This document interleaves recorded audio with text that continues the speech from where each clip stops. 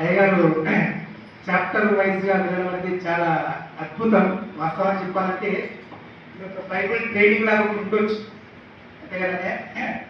చాలా అద్భుతం. ఎందుకంటే వాక్యాన్ని షార్ట్ కట్ ఫామ్లో వెళ్ళడం కన్నా చాప్టర్ వైజ్గా వెళ్ళడం అనేది ఇంకా అద్భుతం. ఎందుకంటే ఒకరొకరు పరిశుద్ధ గ్రంథముల నుండి ప్రశ్నలు వేస్తూ ఉంటే మనం చెప్పలేకపోతుంటాం ఆ ప్రశ్నలకు. వాస్తవానికి ఆ ప్రశ్నలకు సమాధానం రావాలన్నా, ఆత్మీయతలో పెరుగుదల ఉండాలన్నా, జీవితంలో పరిశుద్ధ గ్రంథం అంటే ఏంటి, పరిశుద్ధ గ్రంథంలో ఎవరెవరు ఉన్నారు, పరిశుద్ధ గ్రంథంలో ఉంది నువ్వు నేర్చుకున్న నీతి ఏంటిది, నువ్వు నడుస్తున్న నీతి ఏంటిది, మరి నీ జీవితానికి ఏమి అప్లై చేసుకున్నావు, మరి నీ జీవితంలో ఇన్ని రోజులు దేవుని నమ్ముకున్నావు కదా, మరి ఏమి అబ్జర్వ్ చేశావు, ఏమి పరిశీలన చేసుకొని నీ జీవితానికి మరి ఏంటిది అన్వయించుకొని నువ్వు ఈ విధంగా ఎందుకు నడుస్తున్నావు, మరి పట్టుకున్నది పరిశుద్ధ గ్రంథమే కదా.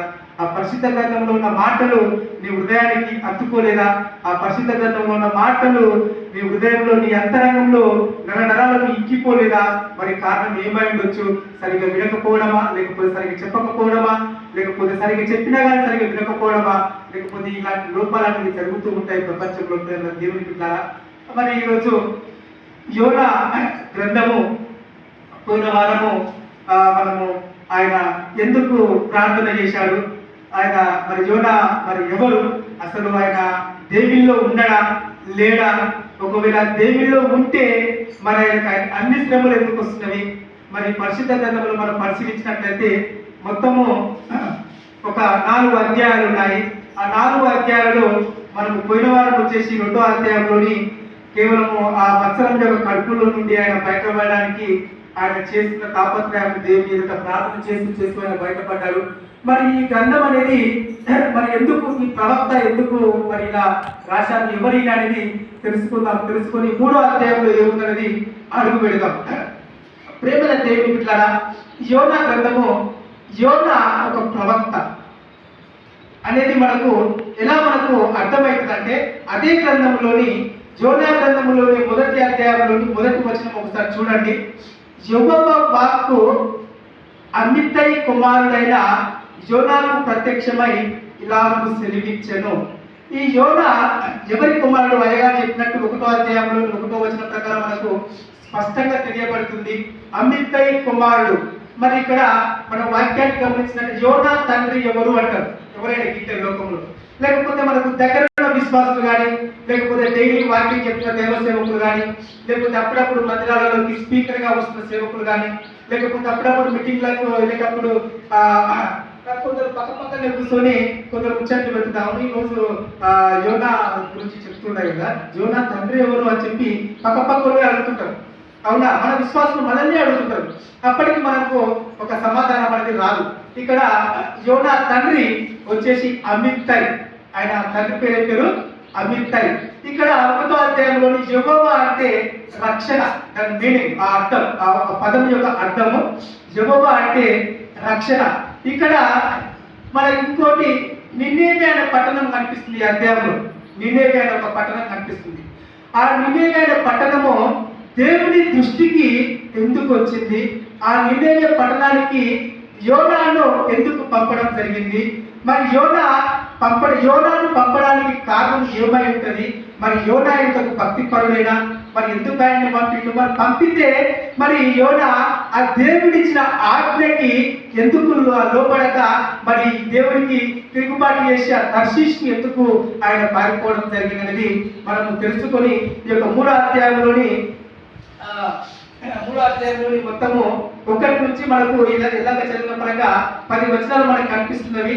సో స్పష్టంగా మనం తెలుసుకుందామని చెప్పి ఆశపడుతున్నాం. ప్రేమ దేవుని బిడ్డలారా, ఈ 3వ అధ్యాయంలో మనం చూసుకున్నట్లయితే యోనా నినేవేలో ప్రకటించడం, అప్పటికి దేవుని ఆజ్ఞను ఫస్ట్ మీరి, దేవుని ఆజ్ఞకు ఫస్ట్కు లోపడక ఆయన నినేవేకి ఎందుకు పంపిండు దేవుడు, ఆ పట్టణానికి ఎందుకు పంపిండు దేవుడు? ఒక విషయం తెలుసుకుంటే, దేవుని తెలుసుకున్న తర్వాత కూడా, దేవుని ఆజ్ఞలేంటో తెలుసుకున్న తర్వాత కూడా, దేవుని పరిస్థితి ఏంటో తెలుసుకున్న తర్వాత, మన పట్ల దేవునికి ఉన్న ప్రేమ ఏంటో తెలుసుకున్న తర్వాత, ఈ నినేవే ప్రజలు కొంచెం చెడు అలవాట్లకు వాళ్ళు దగ్గర అయ్యారని చెప్పి మనకు ఈ యొక్క వాక్యం తెలియజేస్తుంది. ప్రేమ దేవుని బిడ్డలారా, ఇక్కడ యోనా గ్రంథంలోని మనం చూసినట్లయితే ఒక్కసారి చూడండి. యోనా గ్రంథంలో మనం చూసినట్లయితే 1వ అధ్యాయంలోని యెహోవా వాక్కు అమితై కుమారుడైన యోనాకు ప్రత్యక్షమై ఇలాగ సెలవిచ్చెను, నినేవే పట్టణస్థుల దోషము నా దృష్టికి ఘోరమాయెను కనుక నీవు లేచి నినేవే మహాపట్టణములకు పోయి దానికి దుర్గతి కలుగునని ప్రకటింపుము. ప్రియమైన దేవుని బిడ్డలారా, మన దేవుడు, నమ్ముకున్న దేవుడు సర్వ సృష్టికర్త, సర్వాధికారి, సర్వలోకంలో ఏం జరుగుతుందో గమనించే దేవుడు. సర్వలోకంలో ఉన్న మనుషులు ఏ ప్రాంతంలో ఉన్నారో, ఏ ప్రాంతంలో ఏమి చేస్తున్నారో కూడా మన గృహంలో ఉండి, మన గృహంలో ఎన్ని రూములు ఉన్నా కానీ అన్ని రూములలోనూ ఉన్న దేవుడు. అట్లీస్ట్ కనీసం బెడ్రూమ్లో కూడా దేవుడు వస్తాడంటే 100% దేవుడు మనం పడుకునే బెడ్రూమ్లో కూడా ఉంటాడని చెప్పి గమనించగలరు. ప్రియమైన దేవుని బిడ్డలారా, ఆయన సర్వ సృష్టి గల దేవుడు, సర్వాధికారి, సర్వలోకము ఆయన చేతిలో ఉంది అని చెప్పి గమనించగలరు. ప్రియమైన దేవుని బిడ్డలారా, ఇక్కడ ఆయన నినేవే పట్టణాన్ని గమనించి నినేవే పట్టణపు ప్రజలు చేస్తున్న లోపాలు, వాళ్ళు చేస్తున్న దోషాలు, వాళ్ళు చేస్తున్న ఆ దోషపూరితమైన వారిని ఈ యోనాకు చెప్పి ఏమంటుందంటే, నినేవే పట్టణస్థుల దోషము నా దృష్టికి ఘోరమాయను కనుక నీవు లేచి నినేవే మహాపట్టణములకు పోయి దానికి దుర్గతి కలుగునని ప్రకటింపుము అని ఆయన యోనాకు ఆ యొక్క యెహోవా వాక్కు ప్రత్యక్షమై సెలవిస్తుంది. ఆయన యోనా అంటుకుంటూ, దేవుడు చెప్పింది నాకేనా, దేవుడు చెప్పింది ఎవరి కోసము, దేనికోసము అని ఒకటి అపరిచితమైన ఆలోచన. అంటే ఈ యోనాకు కూడా మన దేవునిలో ఉన్నాడంటే ఉన్నాడు. ఇక్కడ మనకు యోనాకు దేవునిలో ఉన్న ఆయన దేవుని యందు భయభక్తులు గల మనిషి. ఆయన దేవుని యందు ఏమైనాడు? భయభక్తులు గల మనిషి. ప్రియమైన దేవుని బిడ్డలారా, మనం ఈ యొక్క అధ్యాయంలో మనం చూస్తున్నప్పుడు ఒకసారి యోనా దేవునిలో ఉన్నాడని చెప్పిన వాక్యం ఇక్కడ సెలవిస్తుంది. మనుషులకు తెలియజేసినట్టు కదా వారి సంగతి తెలుస్తుంది, మనకు వాక్యంలో ఉంది. ఇక్కడ 7వ వచనం 1వ అధ్యాయంలోని అంతలో కూడా వారు ఎవరిని బట్టి ఇంత కీడు మనకు సంభవించినది తెలివిటకై మనము చీట్లు వేద్దాము రండి అని ఒకరితో ఒకరు చెప్పుకొని చీట్లు వేయగా చీటి యోనా మీదికి వచ్చెను.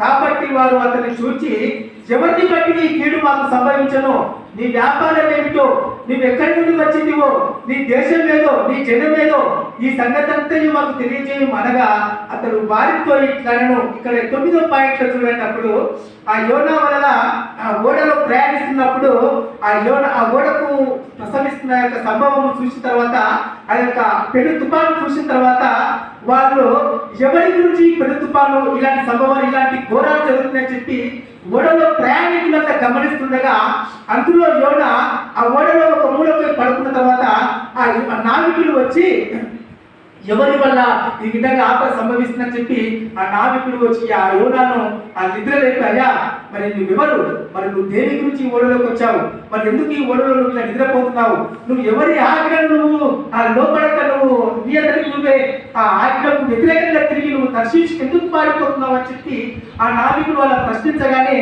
అప్పుడు యోనా చేసి ఏం చెప్తుందో 9వ అధ్యాయం చూద్దాం. అతడు అంటే ఇక్కడ యోనా వారితో ఇట్లా అంటున్నాడు, ఏమంటున్నాడు అంటే, నేను ఎబ్రీయుడను,